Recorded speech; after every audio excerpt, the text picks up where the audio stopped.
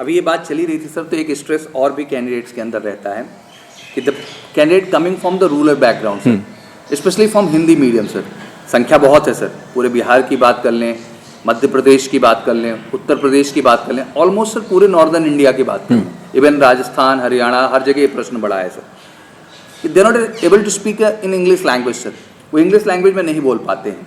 तो जब वो ट्रेनिंग के लिए जाते हैं तो उनको अंग्रेजी भी सिखाई जाती है कि पुट फट्टा, give me rope, you blah blah blah blah. Sir कितना मायने रखता है English communication during the GTO task GTO officer के लिए सर? मैं कह रहा हूँ जीटीओ नहीं, पूरी एसएसबी में जी इंग्लिश और हिंदी का ऐसा कुछ नहीं है। So far you can communicate in the language which the person is listening you understands well, it's good enough. हमने कहीं नहीं देखा कि जो हिंदी बोलते हैं और हिंदी मीडियम वाले लड़के हैं वो एसएसबी पास नहीं हुए, बहुत सारे पास हुए हैं। आप पूरी सेना के देख लीजिए अफसर, ऐसा कुछ नहीं है। ये तो चीज़ें ट्रेनेबल हैं। आप उनको एनडीए में भेजेंगे, आईएमए में भेजेंगे, एकेडमिक क्लासेस भी चलती हैं साथ साथ। सुबह से शाम तक आप अंग्रेजी में अपने कोलीग से बात कर सकते हैं। You can pick up English is hardly thing. जब एक केरला के लोग हिंदी सीख सकते हैं तो हिंदी वाले इंग्लिश को नहीं सीख सकते? देखें तो सबसे अच्छी बात आप इसमें जो बेसिक चीज हम सर समझ पा रहे हैं कि लाइक अल्टीमेट जो चीजें ट्रेनेबल हैं वो कोई चिंता का विषय नहीं है, बिल्कुल नहीं। वो चाहे फिजिकल स्ट्रेंथ की बात आती हो, कम्युनिकेशन की बात आती हो, एक्सप्रेशन की बात आती है, एक्चुअली तो वो चीज तो टाइमिंग आप सीख ही जाएंगे, कोई बड़ा प्रश्न नहीं है, उसको लेके घबराने की जरूरत नहीं है। बेसिक चीज है कि वो कोर चीज है जो एक एकेडमी के अंदर चाहिए होती हैं, फौज के अंदर चाहिए होती हैं, और ऑब्वियसली ड्यूरिंग एसएसबी भी चाहिए होती हैं। तो आपको उन कोर चीजों पे काम करना है, और वो कोर चीज ही सर ओवरऑल एलक्यूज है, ऑफिसर लाइक क्वालिटीज है, फैक्टर 1 से लेके फैक्टर 4, सबका अपना एक रोल है और इंपॉर्टेंस है। Now sir next question, candidate sir जब जीडी में बैठते हैं, like lot of candidate coming from Hindi, same question sir again, तो एक बड़ा सा भय उनके अंदर होता है कि like they are sitting in GD, 2 topic, 1 topic decided, now they started discussion about the topic, fish market बन गई सर। अब उस फिश मार्केट में सर बच्चे डर जाते हैं कि शायद हम तो इसमें अपना रोल निभा ही नहीं पाए, कर ही नहीं पाए, और वहीं से वो डेमोरलाइज हो जाते हैं। तो सर ये फिश मार्केट सिचुएशन जो होती है बोर्ड के अंदर या ड्यूरिंग जीडी सर, इसको आप लोग किस तरह से देखते हैं? देखिए मैं आपको बताऊं, जो भी आपका टॉपिक होगा जिस पे भी ये डिसाइड करेंगे, उसके अंदर इनके पास बोलने का ज़्यादा डेप्थ नहीं होती। उस सब्जेक्ट की इतनी डेप्थ इन कैंडिडेट्स के अंदर नहीं होती। तो वो शुरू में जो शुरू में बात करना चाहते हैं, वो उन्हें पता है कि मैं बोल दूँ। मान लीजिए आपको टॉपिक मिला है कि हिंदुस्तान की किस चीज़ में डेवलप करने के लिए किस चीज़ में ज़्यादा प्रायोरिटी देना चाहिए, एजुकेशन में या इंफ्रास्ट्रक्चर में या कोई इंडस्ट्रीज़ में, राइट ना। तो अब मेरे को जब तक वो टॉपिक होता है, वो कैंडिडेट अपना मन में सोचना शुरू कर देता है कि यार मैं किस पे बोलूँ, मैं फटाफट बोलूँ और ये बोलूँ। तो इतनी जल्दी में उसके पास 1-2 ही आइडियाज़ होते हैं। सबका यही होता है कि सबके पास 1-2 आइडियाज़ हैं। देन दे ट्राई टू सबसे पहले अपना पॉइंट बता दो और पीछे हट जाओ। पर जिसमें सुनने की शक्ति है, जो सुन रहे हैं, वो भी बाद में इससे अच्छे आइडिया लेके आते हैं। ऐसा नहीं है कि शुरू में बोल दिया। और ना ही हम इसको इनिशिएटिव के कंसिडर करते हैं कि भाई ये इनिशिएटिव इसने लिया है और ये बोल गया। अब बोला क्या है, उसका कंटेंट ही ठीक नहीं है, तो इनिशिएटिव को क्या देखें हम। अगर मान लीजिए वो टॉपिक के वेग है, वो टॉपिक से बाहर कुछ बोल रहा है पर बोल रहा है पहले है, तो अब मैं उसको क्या इनिशिएटिव देखें, हम क्या देखें। तो लोग सुनते भी हैं, बाकी जो लिसनर्स हैं वो भी एनालाइज करते हैं, और उसमें कई अच्छे बच्चे हैं जो बाद में बोलते हैं और अच्छे व्यूज़ लेके आते हैं। तो ऐसा कुछ नहीं है सर। तो initiation is not only important. Initiation, अच्छा, now the question is that the fish market situation sir, candidate आए हैं, एक दूसरे में कोई कोऑर्डिनेशन नहीं है, कोई जो है कोऑपरेशन फैक्टर नहीं है उनके अंदर, सब बोले पड़े हैं सर, फिश मार्केट पूरा क्रिएट हो गया सर। इस कंडीशन में एक अच्छा बच्चा डर भी जाता है कि कहीं न कहीं मैं अपनी बात नहीं रख पाया, या उसने जैसे ही बात रखने की कोशिश की 4 और चिल्लाने लगते हैं। तो सर यहाँ आप लोगों का नजरिया इस पॉइंट पे कैसे होता है, लाइक ये टास्क फिर कितना मायने रखता है, किसको आप कैसे स्कैन करते हैं, फिर आगे टास्क में जाके जज करते हैं? नहीं सौरभ जी, हर चीज़ एक जीटीओ ऑब्जर्व करता है, वो चाहे किधर भी देख रहा हो पर उसका ध्यान पूरी हर ग्रुप के अंदर है।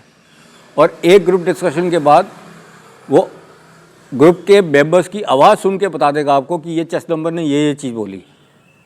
इतना उनका एक्सपीरियंस होता है। तो ऐसा कुछ नहीं है, और जो वो बोल रहे हैं, जो घबरा रहे हैं, जो नहीं घबरा रहे हैं, वो सब दिखे जाते हैं। और there are people who will just whisper, right, थोड़ा सा वो हल्का सा भी बोलेगा पर वो जीटीओ को सुनाई देता है और वो समझ जाता है कि इसका पॉइंट ये है। अब इसमें कुछ चालाक लड़के भी होते हैं, इंटेलिजेंट बोलो, चालाक बोलो, जैसे भी बोलो, वो उसका आइडिया सुन के वो ऊंची आवाज़ में बोल देता है। मतलब आइडिया किसी का, बोल गया कोई और, पर वो जीटीओ की नज़र से बचते नहीं हैं। और इनकी इस नॉलेज की जो कन्फर्मेशन है हमारे पास और आगे चलते जाते हैं, टास्क और हैं, बहुत तरह के हैं। तो जहाँ जहाँ ये ऐसे काम हुए हैं उनको हम अच्छी तरह कंफर्म करते हैं अपने आप को, अपनी संतुष्टि करेंगे कि इसने ये चीज़ की है या नहीं की है। और जब इंडिविजुअल टास्क, जब कमांड टास्क वगैरह आता है, जब हम थोड़ी सी बातचीत करते हैं तो उसमें हम उनसे जब बातचीत करते हैं कमांड टास्क देने से पहले, तो हम प्यार से पूछ लेते हैं, अच्छा वो ग्रुप डिस्कशन में क्या हुआ था, आप उससे उसका पॉइंट था, कुछ ऐसे करता। तो है हमारे पास तरीके, हम उन्हीं से बुलवाएंगे। राइट सर, कि उन्होंने बहुत बढ़िया बात सर ने कही एक्चुअली। तो ये घबराने की बात नहीं है। लाइक फिश मार्केट हो, कैसी भी सिचुएशन हो, आप अच्छे लिसनर भी बनिए और अच्छे वक्ता भी बनिए, दोनों ही एक ही टाइप पे बनना है। And you need to put your idea. Sir ने जैसे कहा कि वो सबको सुन रहा है, कोई विश्वर भी कर रहा है ना, तो वो भी सर की नजर में है, तो वो आपका चिंता का विषय नहीं है। आपकी चिंता ये है कि आप अपना रोल जो वहां पे हो सकता है उसको आप प्ले करें, that is only. Next question sir कि जीडी के पहले डिस्कशन के बाद सेकंड टॉपिक जो डिसाइड होता है सर, वो कितना मायने रखता है? उस टॉपिक को देने के बाद हम क्या और नजरिया रखते हैं, क्या देखना चाहते हैं कैंडिडेट्स के अंदर, क्या इंटेंस, जैसे क्योंकि कई भ्रम फैलाए जाते हैं सर, जैसे कि टॉपिक हल्का दिया गया आपको बिकॉज जो पहला टॉपिक था उसमें आपके ग्रुप का डिस्कशन लेवल अच्छा नहीं था, आपको टॉपिक का लेवल थोड़ा हाई दिया गया है बिकॉज जो डिस्कशन का लेवल था आपका अच्छा था। तो सर वो टेक्निकलिटी क्या है वहाँ पे? देखिए सौरभ जी, एक ये तो सही है कि पहले हम 2 टॉपिक देते हैं, उसमें कैंडिडेट सेलेक्ट अपना करते हैं। Right sir. और जब वो सेलेक्ट कर लेते हैं और उस पर जब डिस्कशन होता है तो लेवल ऑफ ग्रुप वो थोड़ा पता लग जाता है कि भाई ये थोड़ा अच्छा लेवल वाला ग्रुप है या थोड़ा एवरेज ग्रुप है या थोड़ा बिलो एवरेज ग्रुप है। ग्रुप किस एवरेज, और इस एवरेज में मैं ये नहीं कह रहा कि क्वालिटीज़ में, इन जनरल अवेयरनेस, बिकॉज वो जनरल अवेयरनेस ही है। Right sir. वो जो टॉपिक है उस पर जनरल अवेयरनेस पे बात करें, हम क्वालिटी की बात नहीं करें। Right sir. तो हाँ जी, ये ग्रुप जो है थोड़ा generally it is not that aware.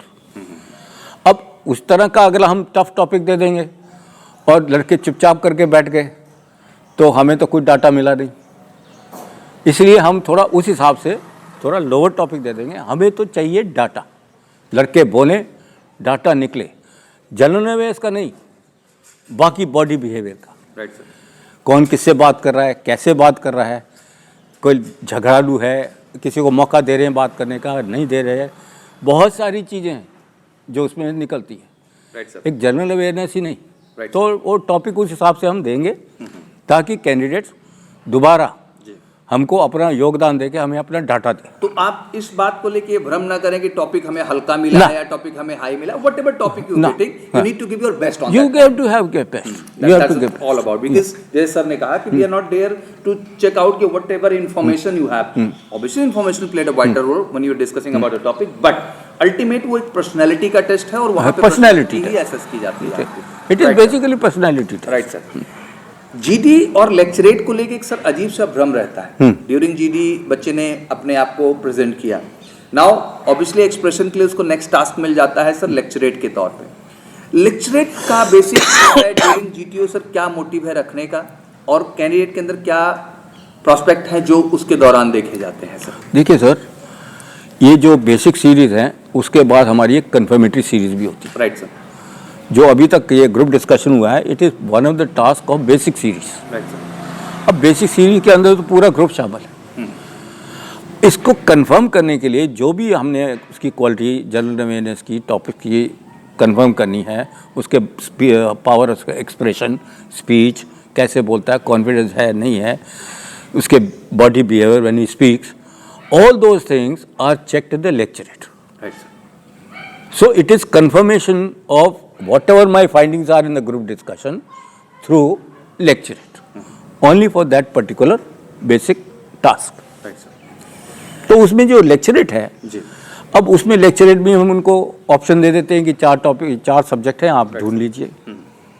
फिर उसमें भ्रम रह जाता है लोगों का कि हम बिलो एवरेज जाएं, यहाँ जाएं. आप कौन सी भी एवरेज में जाइए, आपको बोलना है. You lecturette is part of planning.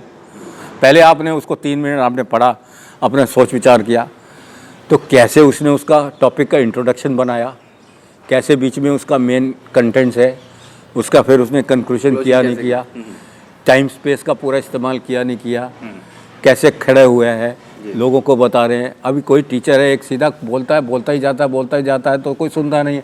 थोड़ा उसके बॉडी एक्शन होने चाहिए, इधर बताया.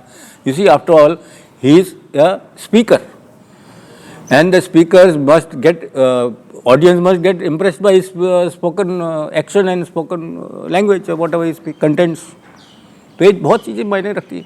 अच्छा सर, यहाँ पे एक चीज़ तो सर है कहीं ना कहीं कि एवरेज के अलावा अगर हम बिलो एवरेज की टॉपिक की बात करें तो my friend, favourite book and favourite place, such a topic came sir.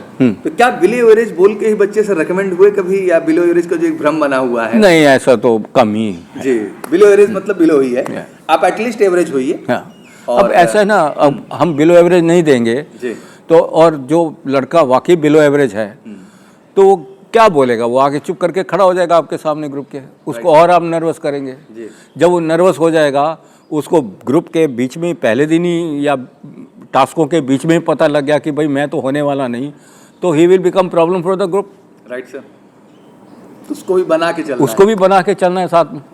नहीं तो वो कहेगा मैं तो पास होना नहीं यार, मैं क्या करना, वो खड़ा ही रहेगा. बीमारी दूसरों के लिए भी बीमारी, तो ग्रुप को फिर प्रॉब्लम हो जाता है. यहाँ प्रश्न तो हमने सबको लेके चलना है. प्रश्न ये बन रहा था कि सर हम बाकी टास्क अच्छा कर रहे हैं, बट एक ऐसी सिचुएशन आ गई ड्यूरिंग लेक्चरेट कि I am not comfortable with the all 3 topic above 3 topics. मतलब अब एवरेज या एवरेज जो टॉपिक है, वो तो मैं आपको बता रहा हूँ ना सौरभ जी, कि कैंडिडेट्स को कभी भी ये सोचना नहीं चाहिए कि मेरा एक टास्क ठीक नहीं हुआ तो मैं गया. एग्जैक्टली, मैं यही पॉइंट आउट करना चाह रहा था. ये नहीं है, ऐसा नहीं.